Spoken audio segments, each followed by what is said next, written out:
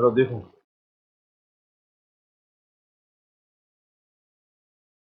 मैंने आपको ये बताया था कि रेस्पिरेटरी सिस्टम में सांस ले रहे हैं, वो अंदर जा रही है कि नहीं जा रही है ना। वहाँ के अंदर जाने पर श्वसन कितने प्रकार का होता है, तो मैंने आपको बताया था ये 4 प्रकार से करते हैं। कितने प्रकार का होता है? 4 प्रकार का। पहले हम सांस कहाँ से लेते हैं? एटमॉस्फेयर से लेते हैं, वातावरण से लेते हैं, और फेफड़ों के मध्य गैसीय विनिमय होता है, gas exchange between atmosphere and lungs.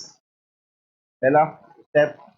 Second step ये होता है फेफड़ों और रक्त के बीच गैसीय विनिमय। जब सांस अंदर फेफड़ों में टंकी मर गई, फेफड़ों उसका जाएगी, ब्लड में जाएगी, है ना।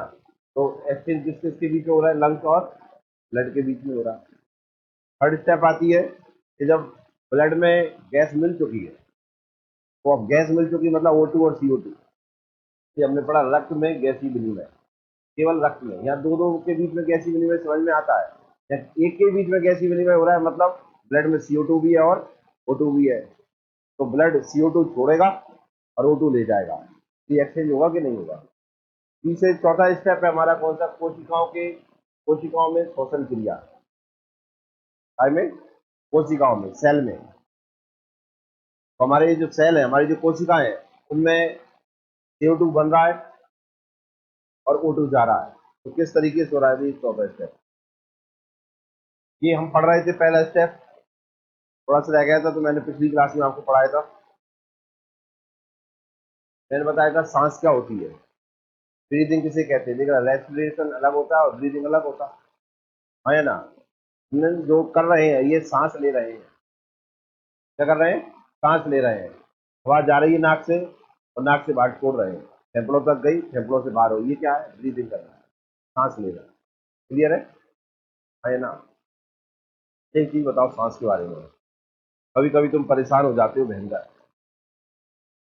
हो जाते हो भयंकर परेशान हो गए, भगवान तुम्हारी सुनी नहीं रहा और तुम खुद की नहीं सुन रहे हो, ठीक है, घर वाले तुम भी नहीं सुन रहे हो, तुम्हारी हम नहीं सुन रहे हैं, कुल मिला के तुम ये कह रहे हो ये संसार हमारी मतलब करो, मर जाओ कोई संसार से। तो अब मरने की प्रैक्टिस चल रही है,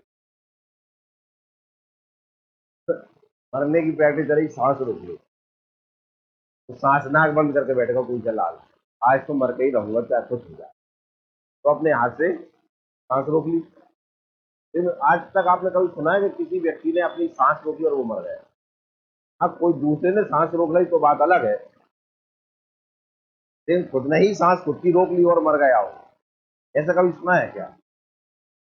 मर जाता है क्या कोई? नहीं मर सकता है। क्यों नहीं मर सकता? कोई हाथ हटा देता है, भगवान आ जाती है क्या? धंधे क्यों करे उन पर आके लग भी लग कट जाता था, थोड़ी देर तक और बंद हो जाती, टाइम आए वो अपने आप ले जाना, ऐसा ही कुछ कह देती है कि भगवान। तो फिर क्या हो जाता है? हाथ कौन हटा देता है आपका? रोक के देखो। हाँ? क्यों मरना है ना बने तो? अरे तो सफोकेशन से ही तो मरेंगे अपन। अरे तो सहना ही तो करना है, मरने के लिए सब चीज कोई अलग चीज से मरेगा, फांसी लगा के मर जाए तब भी तो कठिनाई होगी कि नहीं? झूलेगा, मटकेगा, मरेगा, भाई भगवान बचा लो, फिर मरना है तो झूल गया। वो तो ये कहता है कुछ हो जाए आज मर के ही रहूंगा, फिर भी नहीं मर सकता है। क्या हो जाता है? क्या हो जाता है? हमारा एक माइंड काम करने लगता है बहुत जोर से। मैंने ब्रेन में पढ़ाया था, आपको कब पढ़ाया था? ब्रेन में पढ़ाया था। अगर आप इस हाथ से इस नाप को रोक लिया आपने और इस हाथ से दबा भी लिया, तो हाथ हट जाएगा आपका। तो ये कह रहा है सफोकेशन, झटपटाने लगते, कुछ भी हो, तुमने तो मरना है और तुमने तो इस हाथ से और लगा लिया, तुम दीवार में जाके मुंह दहलाओ, तुमने ले कोई हटा ही ना पाए, फिर भी ये मान के चलो तुम हट जाओगे। ये माइंड जो आपके पीछे लगा है ना, क्या नाम है इसका? नाम पता ही होगा, क्या है इसका? मेड्यूला ओब्लांगा है ना, मेड्यूला ओब्लांगा। ये भैया काम कर जाता है, ये सारे माइंड को शून्य करके इसका काम चालू कर देता है। और ये कहता है कि कैसी भी कंडीशन में हाथ हटना चाहिए। जब ब्रेन आपको मैसेज दे रहा है कि हाथ हटना चाहिए, तो हाथ हटके रहेगा। आपका खुद ने सोचा है मैं हाथ नहीं हटाऊंगा, लेकिन अब ब्रेन मैसेज दे रहा है राइट करें, तो अपने आप हाथ उठता है फिर। कैसे नहीं हटता आराम से, ऐसे ही बताओगे आप कैसे, कौन सा माइंड काम करने लगता है, समझ में आया कि नहीं आया? इसलिए कोई भी व्यक्ति तुरंत की सांस रोक कर नहीं मर सकता, समझ में आया ना? हमारा ब्रेन का सबसे, हम मरे घोषित कब होते हैं, जब ये वाला माइंड चला जाता है। जब तक ये नहीं मर रहा है तब तक कोई व्यक्ति मर नहीं सकता, चाहे कोमा में डला रहे। कोमा में भी व्यक्ति डला रहता है तो आप जानते हैं मेडुला ओब्लांगेटा चालू रहता है, बोल नहीं पाएगा, हिल नहीं पाएगा, कुछ भी होता रहे, पर अंदर की क्रियाएं चलती रही किस, इस ब्रेन से। लास्ट में कौन सा ब्रेन जिंदा रहता है हमारा, और पूरा काम जो हम दिन रात सही बने हैं ना, और पूरा काम जो हम कर रहे हैं, तब सबसे ज्यादा चलने वाला जो ब्रेन होता है वो कौन सा होता है, शेयरिंग का। कौन सा होता है, समझ में आए ना? मतलब ये कह सकते हैं ना, ब्रीदिंग प्रोसेस जो रहती है वो हमारी कौन से माइंड से कंट्रोल होती है, समझ में आया कि नहीं आया? तो ब्रीदिंग पढ़ाया था, ब्रीदिंग का एक फिजिकल एक्टिविटी है, आया ना? ले रहे हैं और छोड़ रहे हैं, कोई केमिकल रिएक्शन तो नहीं हो रही ना अंदर, केवल सांस जा रही है, O2 लाई, CO2 ये चल रहा है कि नहीं चल रहा, तो होता है यार का चीज, इसलिए भौतिक क्रिया है। इसमें मैंने आपको बताया था, इसमें हमारी एनर्जी लॉस होती है, सांस लेने में एनर्जी जाती है, कोई कुछ ना करे, सांस ले रहा हो तो एक बार भूख लगेगी, क्यों लगेगी, क्योंकि एनर्जी वेस्ट होती है काय में, सांस लेने। मैंने आपको बताया था एनर्जी कैसे वेस्ट होती है, या एनर्जी का लॉस कैसे होता है सांस लेने में, बताया था कि नहीं बताया? फिर मैंने बताया था आपको ये सारा का सारा पूरा, क्योंकि यार हम क्या करते हैं ब्रीदिंग में, एटमॉस्फेयर से एयर ली, एयर के रूप में O2 ली और वहां पहुंचे लंग्स में, फिर क्या करते हैं, लंग्स से CO2 मिली और वातावरण में छोड़ दी, यही काम चलता है कि नहीं, हाँ है ना? इन कामों में, इस सांस लेने में हमारे शरीर की तीन चीजें काम करती है, मैंने बताया था। नंबर एक पे करता है डायफ्राम, कौन काम करता है, डायफ्राम। डायफ्राम मैंने बताया था कहाँ पर होता है, ये है ऊपर कौन सा, थोरेसिक एक्टिविटी, थोरेसिक कैविटी है, नीचे कौन सा है, एब्डोमिनियल कैविटी है, पक्षी हुआ और उधर हुआ। इन दोनों को अलग करने वाले बीच में ये जो मांसपेशियों की ये लाइन है, इसे क्या कहते हैं, डायफ्राम कहते हैं। काय से बना होता है, मसल से बना होता है, ठीक है ना, डोम आकार का रहता है, ऐसा गुम्बद आकार का रहता है, क्लियर है ना? दूसरा बताया था इंटरकॉस्टल पेशिया, क्या इंटरकॉस्टल मसल्स, कौन सी, तो हमारे शरीर में 12 जोड़ी पेशियां पाई जाती हैं, असलियां रिब्स पाई जाती है कि नहीं जाती, उनमें एक प्रकार की कौन सी रहती है, इंटरकॉस्टल मसल्स रहती है, क्लियर है? तीसरे नंबर पर काम आता है उदरीय पेशियां, एब्डोमिनियल मसल्स, जो उदरीय गुहा होती है उसमें कौन सी, उदरीय मांसपेशियां पाई जाती है, एब्डोमिनियल कैविटी होती है उसके अंदर क्या पाई जाती है, एब्डोमिनियल मसल्स पाई जाती है। ये दो प्रकार की बताई थी मैंने आपको, एक का नाम है क्या, high intercostal facie, external intercostal muscles, दूसरे का नाम है इंटरनल इंटरकॉस्टल मसल्स, दो प्रकार की हो गई। अब ये कैसे काम में आती है सांस लेने में, देखिए कौन कौन सी संरचनाएं सांस लेने में और छोड़ने में आती है, ये बताया था मैंने। तो सांस लेना क्या कहलाता है, क्या कहलाता है, इंस्पिरेशन या इनहेलेशन या अंतर श्वसन। सांस छोड़ना क्या कहलाता है, एक्सपिरेशन, क्लियर है, वायु श्वसन। अब देखो कौन कौन सी गैस ली, O2 CO2 N2, कितनी है, वातावरण में 21%, 0.03, 79, 72.9।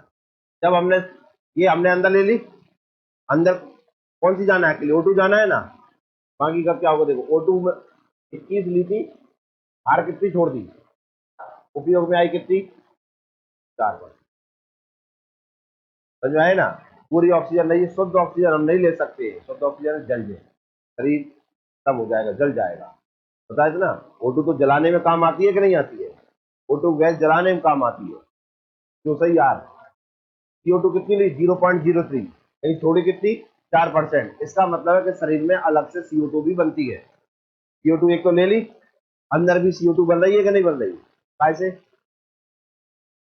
ग्लूकोज से, कैसे बन रही है, आप जो खाना खा रहे हैं वो आखिर में काय में बदलता है, ग्लूकोज में, और ग्लूकोज में जैसे ही ऑक्सीजन मिलती है तो उसे तोड़ देता है, तोड़ने पे आप जानते हैं क्या क्या बनता है, CO2 बनती है, पानी बनता है और एनर्जी बनती है। इसलिए ये कितनी हो गई छोड़ने में 4%। नाइट्रोजन जितनी रही थी उतनी लौटा लेगी, इसकी जरूरत नहीं, ये सभी ईमानदार है। ये हमारे लंग्स है, डायफ्राम है, और ये उधर गुहार है। क्लियर है? और ये देखिए ये पसलियां हमारी 12 जोड़ी, तो हाँ 12 जोड़ी कह रहे हैं, मतलब 12 ऐसे और 12 ऐसे। ये जो लाइनें देख रही है क्या है? इंटरकॉस्टल पेशियां है, 2 प्रकार की है, आंतरिक और बाह्य। अब मैं सांस ले रहा हूँ तो मैंने सांस लेना बताया था आपको, तो जोर से सांस ले, एक मिनट लेके बताओ। तो जोर से लेना है, पूरी भर लो टैंक, टैंक भरो, नाक संभाल के। ये जिन जुकाम हो रहा है वे थोड़ा संभल गए, देख लो अपने पीछे वाले ने जुकाम हो रहा हो, उनसे कह दे लाल हाथ लगा ली, नहीं मेरे पीछे तू बंदो कर दी, एकदम छोड़े वो तो सांस नहीं छूटेगी, तो जो और निकल के जाएगा ऐसे। देखिए सुनिए, जब हमने सांस ली तो पेट अंदर गया, पेट अंदर गया, इसका मतलब है कि हमारी उदरीय पेशियां जो है वो रिलैक्स हो, छोड़ तो दो दो रह जाओगे, ये कैसी हो गई? रिलैक्स हो गई। तो पहले तो हमारा काम कौन ने करा? लंग्स ने। कौन काम में आया? लंग्स। इसमें तो भर ही दिया उसने, हवा भर गई ना, तो सांस ली तो लंग्स तो कॉमन है ही। हम ये जो मैंने बताया ये इस तरीके का रहता है डायफ्राम। जब सांस आपने भरी इसमें तो इसका आकार नीचे की ओर बढ़ गया, डायफ्राम नीचे हो गया, फ्लैट हो गया। क्लियर है ना? दूसरा मैंने बताया था सांस जब हम ले रहे हैं तो डायफ्राम नीचे हो गया, क्यों? हाँ। दूसरे नंबर पे इंटरकॉस्टल पेशियों में कौन सी पेशियां काम आती है? बाह्य। कौन सी काम आती है? सांस लेने में कौन सी आ रही है? बाह्य, सिकुड़ जाती है। क्या कर जाती है? सिकुड़ जाती है। और जो उधर ये गुहा है उसमें पेशियां पाई जाती है, तो एब्डोमिनल मसल जो है वो रिलैक्स हो जाती है। क्या हो जाती है? सांस लेने में तीन ने काम किया, पहला डायफ्राम फ्लैट हो गया, नीचे की ओर चला गया। क्लियर? दूसरा इंटरकॉस्टल बाह्य पेशियां सिकुड़ गई। तीसरा एब्डोमिनल मसल जो है वो रिलैक्स हो गई। ऐसा करने से हमारे लंग्स का आकार बढ़ जाता है, मतलब हमारे पक्षी गुहा का वॉल्यूम बढ़ जाता है। बढ़ जाएगा ना ये, अभी जितना है जोर सांस ले बढ़ जाएगा कि नहीं? तो वॉल्यूम बढ़ गया कि नहीं? लंग्स में ज्यादा हवा हो जाएगी कि नहीं हो जाएगी? क्यों? हाँ। बात समझ आई कि नहीं आई? सांस लेने में तीन काम में आए, छोड़ने में भी तीन ही काम में आएंगे। आओ, जब सांस छोड़ी हमने, क्या छोड़ रहे हैं भैया? ये कहने लगा कब तक मैं ऐसे ही बना रहूंगा, धक्का दे देते जाऊंगा, फ्रेश होकर सो जाओ। तो नीचे से धक्का दे दिया काय में? लंग्स में, लंग्स से हवा बाहर। ऐसा करने में ये मसल्स के बीच में जो जो मसल्स जो दिए हैं इनके बीच में जो लंग्स फूल गए थे, ये क्या होंगे? सिकुड़ेंगे। तब भी इंटरकॉस्टल आंतरिक पेशियां काम करेंगी। सांस छोड़ने में कौन सी? आंतरिक इंटरनल मसल्स काम करेंगी कि नहीं? और ये एक्टिव हो जाएंगी। अभी रिलैक्स हो गई थी, अब एक्टिव। सांस अंदर ली तो एक्टिव, ये रिलैक्स हो गई, अभी तो अंदर चली गई, जल्दी थोड़ा सा कम चालू हो जाएगा। तो तीन उसमें, तीन इसमें काम में आएंगे कि नहीं आएंगे? हाँ या ना? अब मुझे एक चीज बताएं, तीनों चीज मैंने आपको बताई। डायफ्राम नीचे चला गया सांस लेने में, ये सिकुड़ गई, ये रिलैक्स हो गई, और ये हमारा काम चलता ही रहता है ना। अगली बार में डायफ्राम ऊपर हो गया, वे आंतरिक सिकुड़ गई, ये भैया एक्टिव हो गया। ये मसल्स एक्टिव और अनएक्टिव, रिलैक्स और ये सब हो रहा है, तो ये मसल्स को चलाने के लिए एनर्जी बनेगी कि लगेगी? बने कि लगेगी? लगेगी तो एनर्जी का लॉस होगा कि नहीं? इसलिए सांस जब हम ले रहे होते हैं तो एनर्जी का लॉस होगा, लेकिन जब हम श्वसन कर रहे होते हैं तो एनर्जी प्रोड्यूस होती है। तो ग्लूकोज टूटता है तो एनर्जी बनती है कि नहीं? दोनों में ध्यान रखना। ब्रीदिंग में और श्वसन में सबसे बड़ा अंतर है, ब्रीदिंग करते हैं तो एनर्जी का लॉस, ऊर्जा हानि, और श्वसन में ऊर्जा का बनना। क्लियर है कि नहीं? समझा दिया था ना मैंने आपको, कि मैंने लिखा दिया था फिर आपको पूरा का पूरा तक पढ़ाया था, तो हमने ये वाला पॉइंट कंप्लीट हो गया था हमारा। वातावरण और फेफड़ों के मध्य गैसीय विनिमय, फेफड़ों ने अपना काम कर दिया। अब देखना क्या हो चुका है फेफड़ों में, फेफड़ों से ऑक्सीजन अंदर पहुंच गई है, वातावरण से ऑक्सीजन आ गई कि नहीं आई, और CO2 छोड़ रहा है। अब किस किस के बीच में होना है? फेफड़े और रक्त। अब फेफड़ों की ऑक्सीजन जो है वो काय में जाएगी, ब्लड में, और ब्लड की CO2 कहाँ आएगी, फेफड़ों में। यही होगा कि नहीं? देखना दो तरीके से बार बार समझा रहा हूँ, ध्यान से। मैंने सांस ली तो अभी मेरे साथ O2, CO2 और N2 गई, फेफड़ों तक गई, यहीं से एक CO2 वापस हो गई, कोई दिक्कत? लेकिन एक पूरे शरीर में अंदर भी तो CO2 O2 का काम चल रहा है कि नहीं? अब मैं O2 अपने ब्लड में पहुंचाऊंगा, ब्लड से CO2 डालूंगा और फिर बाहर करूंगा। तो अब लंग्स और ब्लड, इनमें क्या चलेगा, कैसी कैसे एक्टिव होगी, कैसे होगी तो देखते हैं, डालेंगे फेफड़े और रक्त के बीच कैसी होगी।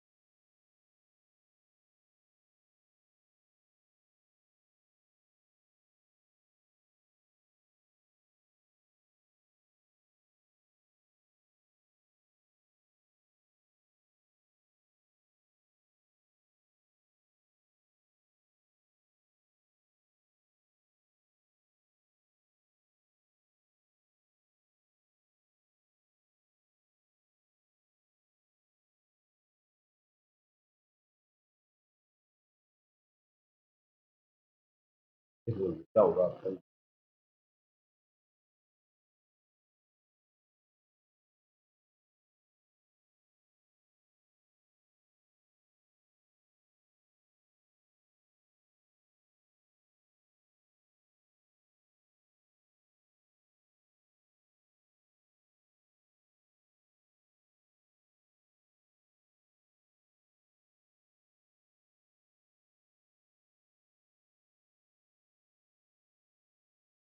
देखो क्या होता है अभी।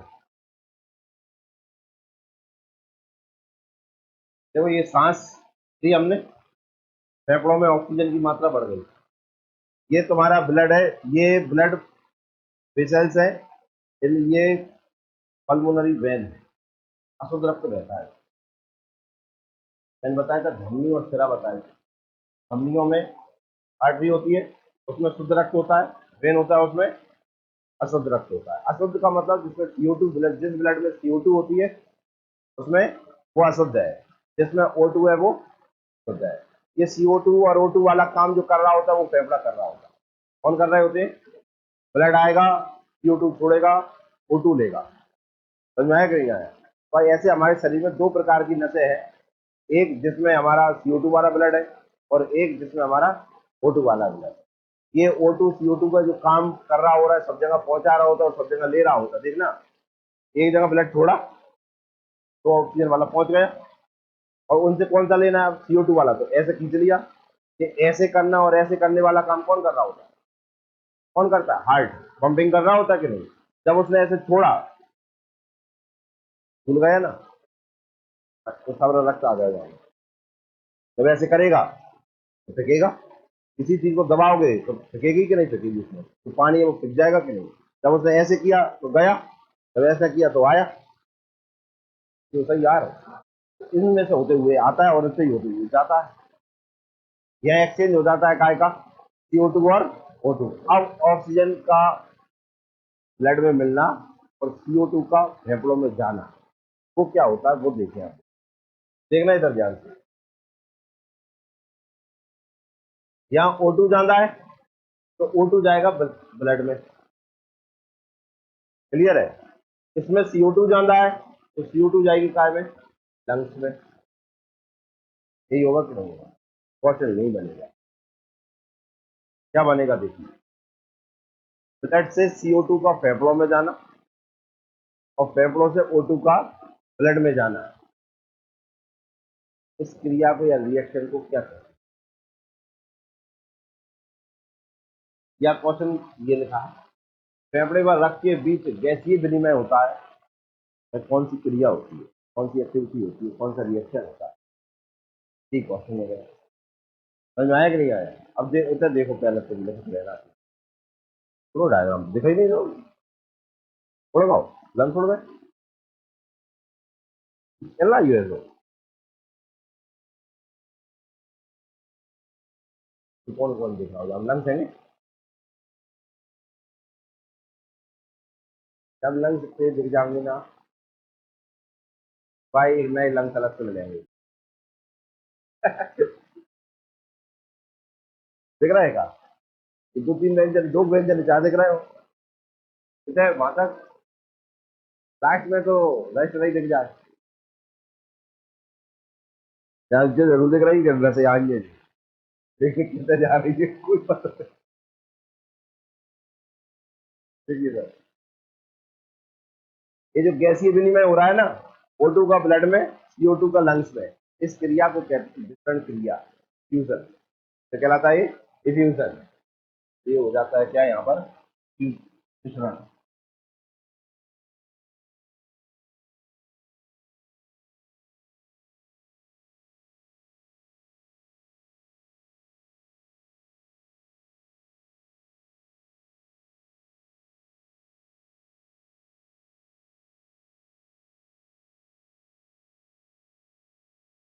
फेफड़ों से O2 ब्लड में जाना, ब्लड में से CO2 फेफड़ों में जाना, ये जो एक्सचेंज होता है, इस चीज को क्या कहते हैं हम, विसरण कहते हैं। अब पहले सुनो, विसरण होता क्या है, ये तो जब कह दो जाए विसरण, पहले विसरण है अपनी भाषा में समझे तो सही यार, आओ तो समझाएं। अब जानते हैं ठंडे आ गई हैं, कौन कौन है नहीं पता ठंडे आ गई, हाथ उठा रहे हैं देखो। अब तुमने देखा होगा कि तुम महीना में एक बार नहा रहे होगे,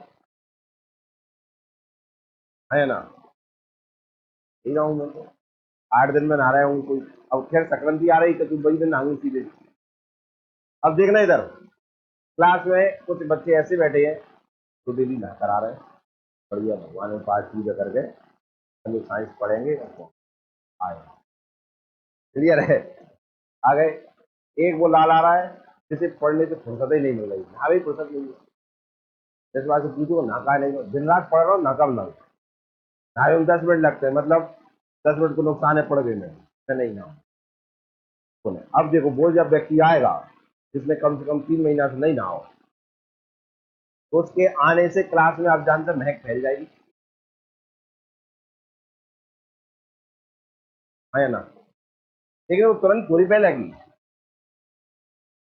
दीवाने कदम रखो नहीं है कि लाल प्रकट भाव नहीं है, वो पहले आए वो बैठे वो, फिर उसके अंदर के जो, समझ रहे हैं ना आप,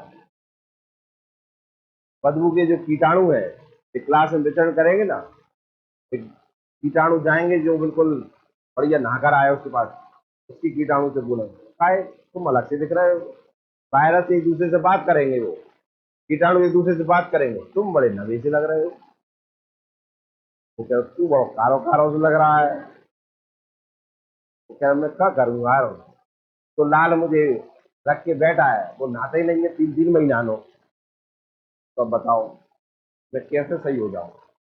बदबू धीरे धीरे फैलेगी चले, तो धीरे धीरे पूरी क्लास में फैल जाएगी, हाँ या ना? यही होता है कि नहीं होता? अब ऐसा मान लीजिए, चलिए एक एग्जाम्पल दूसरा समझा, क्लास में कोई एक भयंकर ही डीओ सेंट मेंट परफ्यूम मरफ्यूम सब लगा लगू के आ गो बन ठन, समझ में आया कि नहीं आया? अब ऐसा आओ कि जैसे आज ब्याह हुई होगी पूरा बन गए, आके लाल बैठ गया, बाकी तो खुशबू कंडीशन जो है वह खत्म धरे नहीं है, पूरी क्लास बात देखने और कहाँ को आओ आज, यही होता है कि नहीं होता? हाँ या ना? घर में देखो, बच्चे लाल इसलिए नहीं आ पाते दोपहर में क्योंकि सो रहे होंगे, कैसे नींद सो रहे हैं तुम बताओ? नींद तो सबसे ज्यादा प्रिय है, लेकिन आप देख कमरे में सो रहा है कोई व्यक्ति, दरवाजे में एक छेद है, सूर्य की रोशनी इस छेद से कमरे में जा रही, तो धीरे धीरे देखो कमरा में फैन जो रूम है हमारा, उसमें अंधेरा था, पर एक छेद के कारण कमरा में उजाला बना रहता है कि नहीं? हाँ या ना? क्यों हाँ? बन रहा है कि नहीं? क्यों हाँ? यही क्रिया कहलाती है क्या? मिश्रण, डिफ्यूजन। क्या कहलाती है? और अति गैस से चिंता है, गैस पढ़ रहे हैं।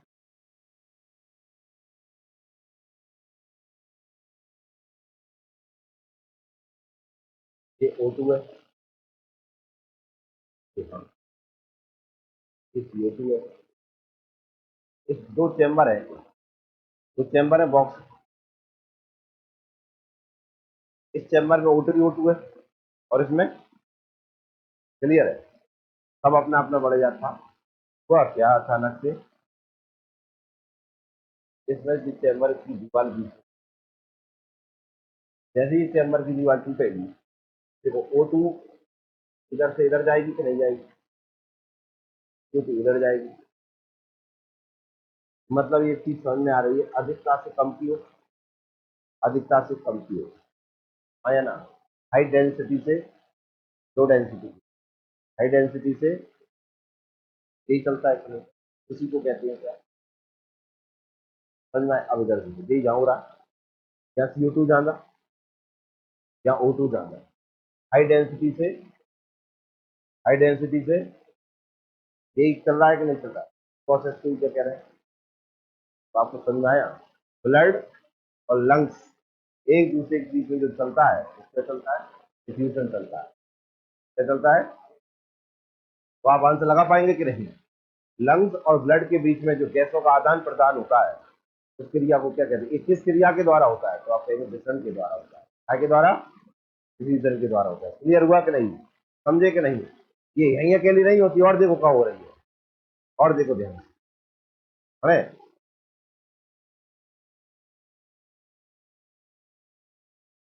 अब हुआ क्या कि यहाँ तो अब O2 इसमें आ गई, क्यों सही, CO2, O2 इसमें, CO2 इसमें। अब यहाँ से शुद्ध रक्त जाएगा कि नहीं जाएगा?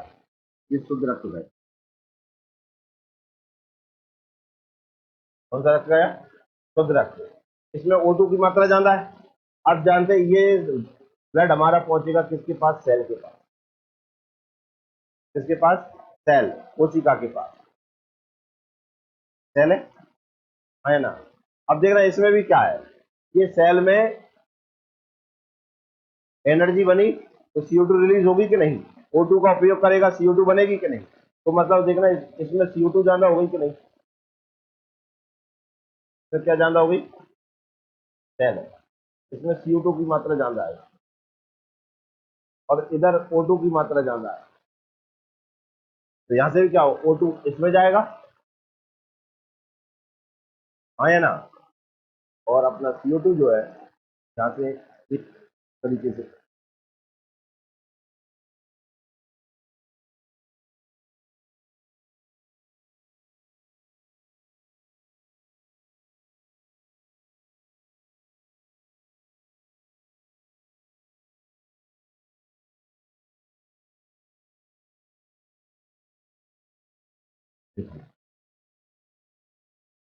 O2 इसमें और CO2 इसमें चली जाएगी कि नहीं? हाँ या ना? O2 की मात्रा इसमें ज्यादा थी, तो हाई डेंसिटी से लो डेंसिटी की ओर, हाई डेंसिटी से CO2 इसमें चली जाएगी, और ये एक तरीके से लंग्स में CO2 छोड़ेगी तो O2 में ले लिया जाएगा। इस सेल में प्रोसेस की द्वारा चलती है, सेल के द्वारा ही चलती है ना? तो सेल में जो गैस एक्सचेंज होती है, कौन सी क्रिया के द्वारा? लंग्स में जो गैस एक्सचेंज होती है, लंग्स और ब्लड के बीच में, काय के द्वारा? क्या आपको अब विसरण समझ में आया? लंग्स और ब्लड की जो गैसीय विनिमय समझ में आया? कोई दिक्कत समझ में आया कि नहीं आया? तो क्या अपना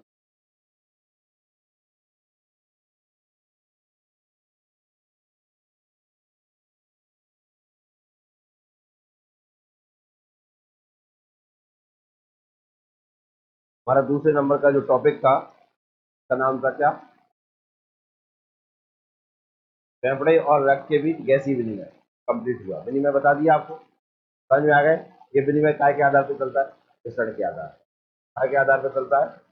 ये जो गैसीय विनिमय होता है, कैसे होता है? विसरण द्वारा।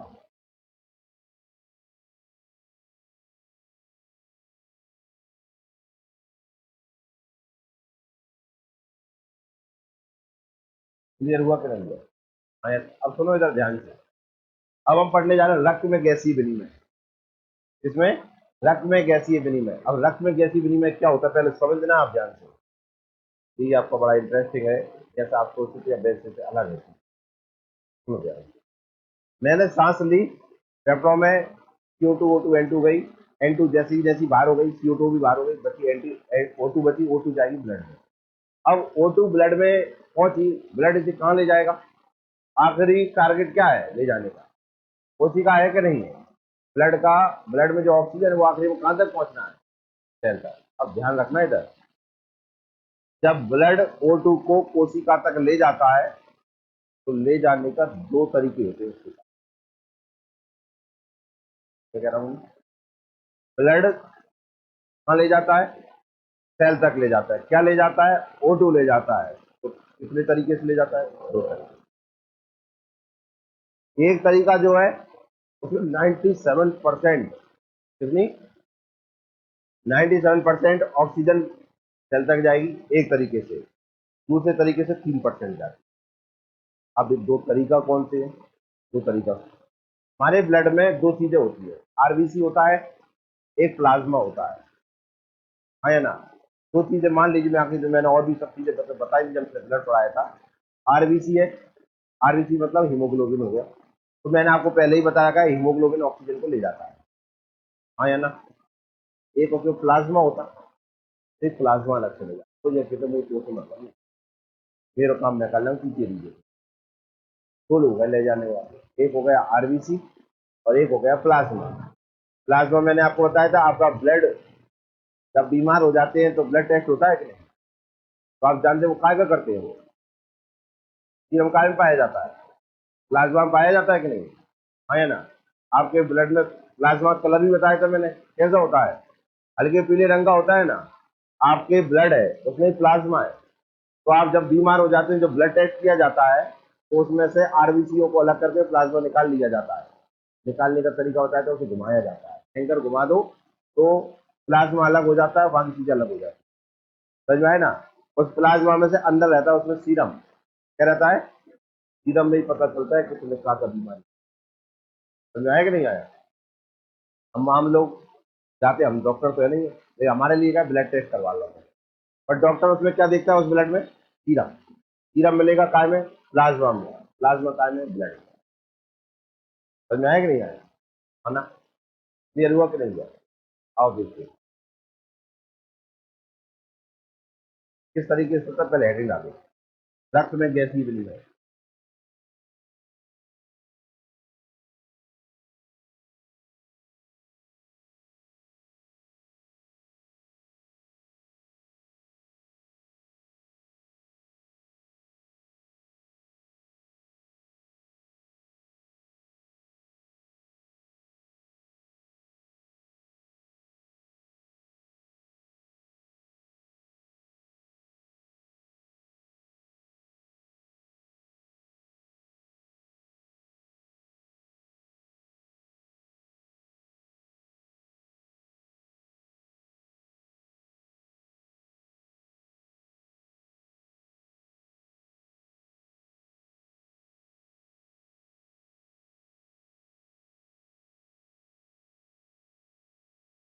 कितने होंगे?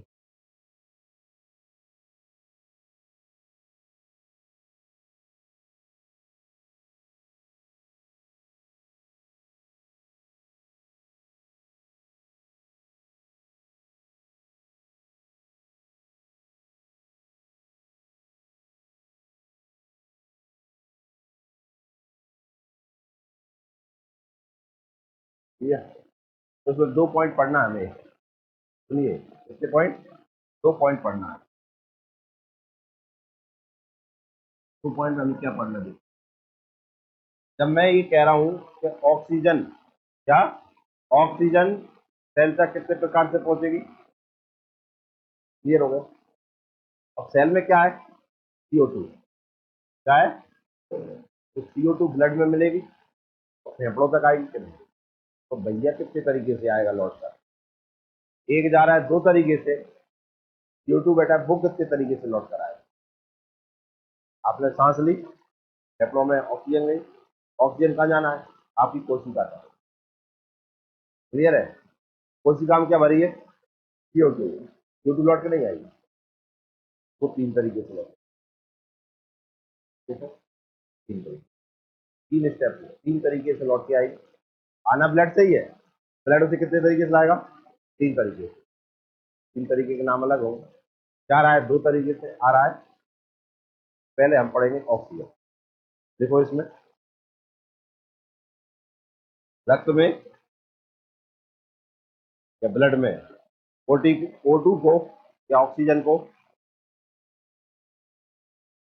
ब्लड में O2 को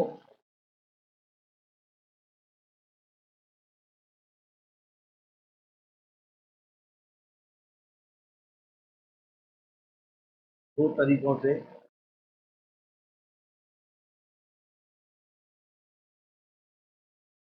कोशिकाओं तक पहुंचाया जाता है। तो मतलब है,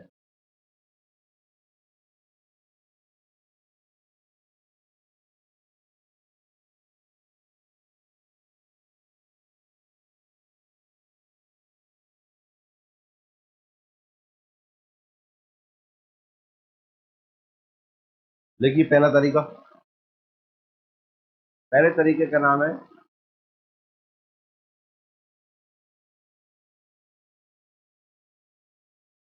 ऑक्सी हीमोग्लोबिन।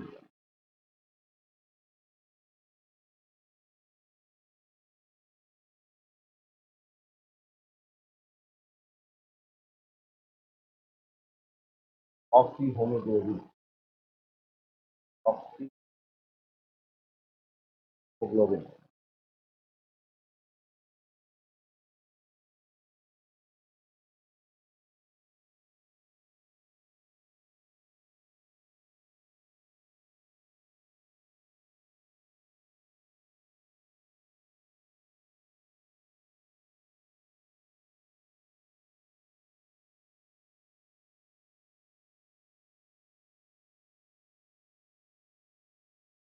देख लिया?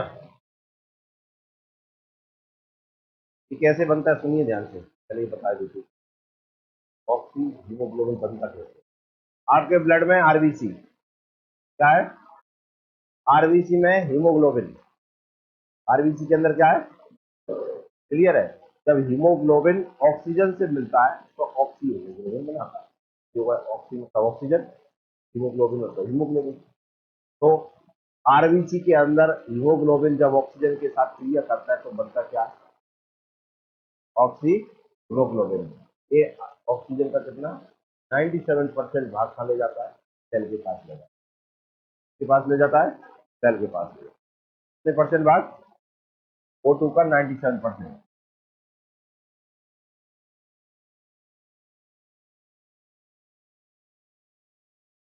O2 का 97% ले जाता है किसके पास? क्लियर है? दूसरा देखो, दूसरा है प्लाज्मा।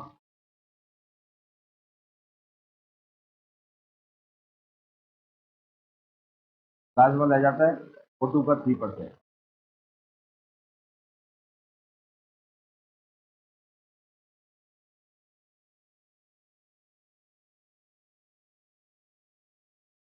ये सबने इतना क्लियर? अब एक क्वेश्चन सुनिए।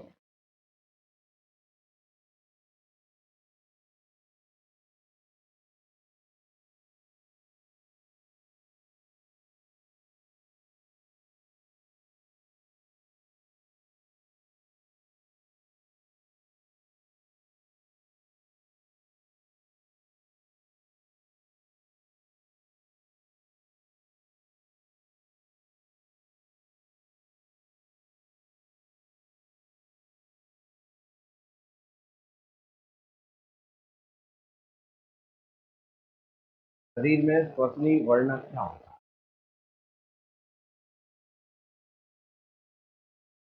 What is the respiratory equipment in body.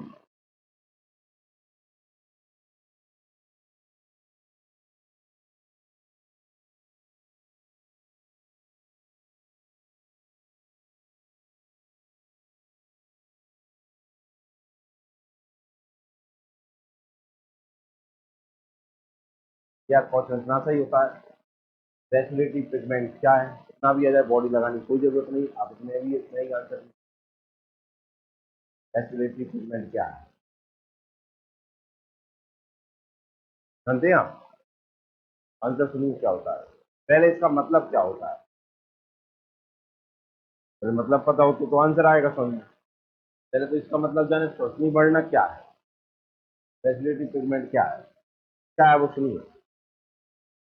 Blood में ऑक्सीजन को ले जाने वाले को कहते हैं रेस्पिरेटरी बढ़ना, श्वसनीय बढ़ना। क्या? ब्लड में ऑक्सीजन को ले जाने वाले को क्या कहते हैं? समझ में आए ना?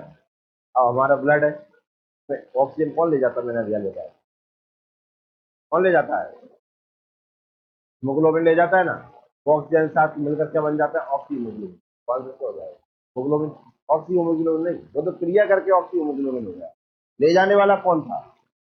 तो आंसर क्या हो गया?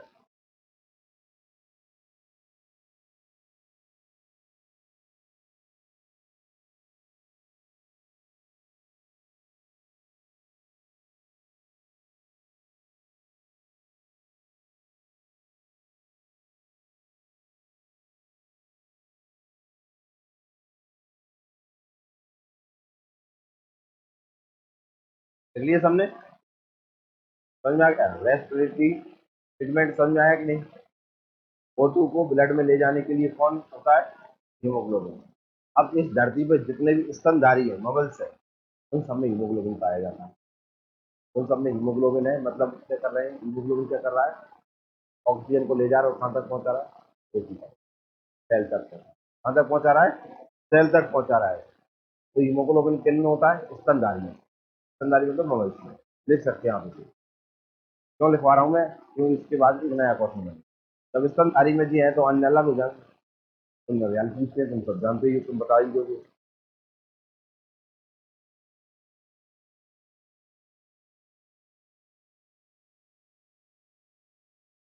लिखें, एक अबूल भाई का लिखे वो यार।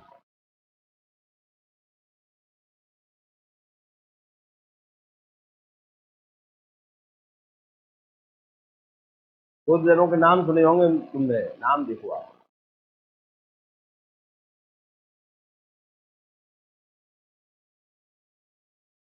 कॉकरोच को नाम सुन पाओगा? ओके, तिलचट्टा।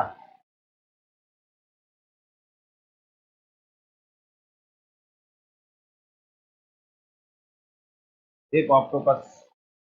नाम सुनिए कि नहीं? हाँ या ना? अब मैंने शायद आपको बताया, कॉकरोच का जो ब्लड रहता है, क्या रहता है? ब्लड। और एक जाको ब्लड। कॉकरोच के ब्लड का कलर देख पाएगा कभी? कैसा होता है? हाइट। कैसा होता है? ऑक्टोपस का देखा है? ब्लू होता है, ब्लू। क्या होता है? ब्लू। अब इनके अंदर कौन सा पिगमेंट पाया जाता है? हमारे अंदर तो कौन सा पाया जाता है?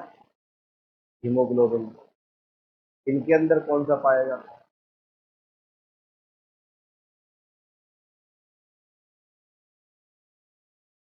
हमारे अंदर तो वर्णक कौन सा? हीमोग्लोबिन, जो ऑक्सीजन को ले जाएगा। इनके अंदर कौन?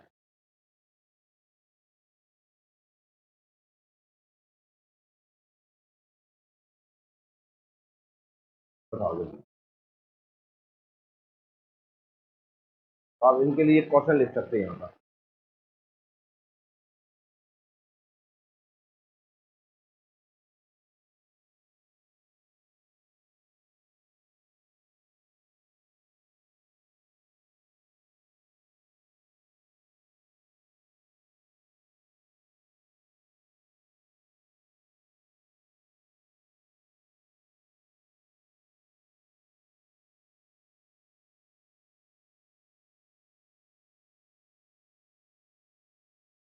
Respiratory pigment in Mollusca and arthropoda. देख लिया। दो शब्द आए आपके, देखिए एक आया क्या, मोलस्का, एक आया, मोलस्का में आ जाते हैं। मोलस्का का एग्जाम्पल है ऑक्टोपस, क्या है, ऑक्टोपस। और जो ऑर्थोपोडा का मतलब हो जाता है कॉकरोच, कौन, झींगा, ठीक है, झींगा आता है का। और कॉकरोच हो गया, झींगा, बिच्छू, तो काय के एग्जाम्पल होते हैं, क्या को भैया की एग्जाम्पल, कॉकरोच। इनमें कौन सा पिगमेंट पाया जाता है, इनके पिगमेंट का, हमारे पिगमेंट का नाम क्या है, क्या नाम है, इनमें कौन सा पाया जाता है, हीमोसाइनिन। कौन सा पाया जाता है, हीमोसाइनिन।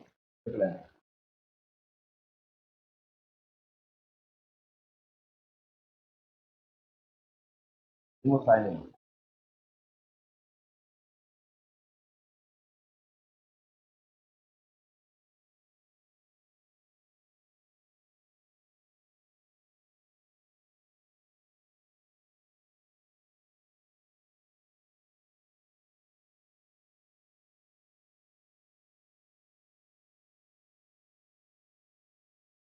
हीमोसाइनिन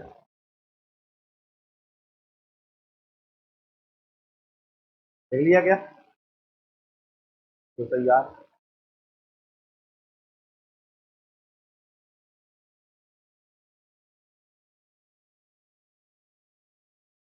तो ऑक्सीजन का परिवहन देखा हमने, ट्रांसपोर्टेशन ऑफ ऑक्सीजन दो तरीके से, एक का नाम था क्या,